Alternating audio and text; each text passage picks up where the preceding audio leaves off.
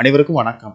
சற்றுமுன் வெளியான முக்கிய அறிவிப்பும்படி குடும்பத் தலைவிகள் அனைவரும் பயன்பெறும் வகையில் கலைஞர் மகளிர் உரிமைத்தொகை திட்டத்தில் புதிய மாற்றங்களும், மேலும் இந்த திட்டத்திற்கு விண்ணப்பித்து பணம் வராதவர்களுக்கும் மிக மிக முக்கியமான மகிழ்ச்சியான அறிவிப்பு ஒன்று வெளியாகியுள்ளது. இதை பத்தி விரிவாக நம்ம இந்த வீடியோல பார்க்க போறோம். வீடியோவை கடைசி வரைக்கும் முழுமையாக பாருங்க. வீடியோக்குள்ள போறதுக்கு முன்னாடி இந்த வீடியோக்கு ஒரு லைக் பட்டனை பிரஸ் பண்ணிக்கோங்க.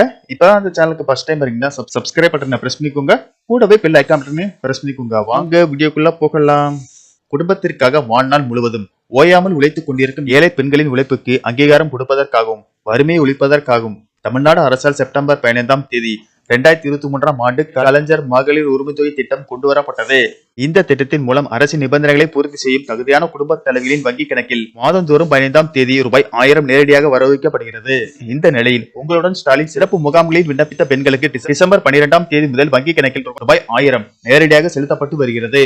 ஆனால் பல பெண்களுக்கு இன்னும் பணம் வரவில்லை. சிலருக்கு ₹1 SMS மட்டும் வந்துள்ளது. இதனை அடுத்து கலைஞர் மகளிர் உரிமைத்தொகை திட்டத்தில் தகுதி இருந்தும் விண்ணப்பம் நிராகரிக்கப்பட்ட பெண்களுக்கு தமிழக அரசு ஒரு நல்ல வாய்ப்பை வழங்கியுள்ளது.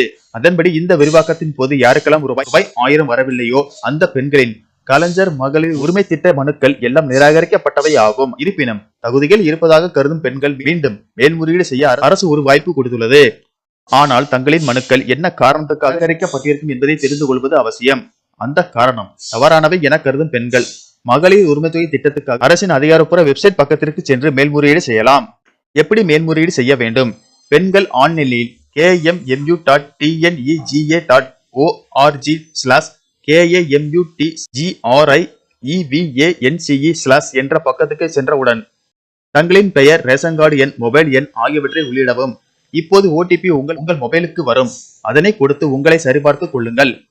இதனை முடித்தவுடன் மகளிர் உரிமை தொகைக்கு விண்ணப்பித்தேன், பணம் வரவில்லை, குறுஞ்செய்தி வந்தது, ஆனால் பணம் வரவில்லை, பிற காரணங்கள் என்ற ஆப்ஷன் இருக்கும்.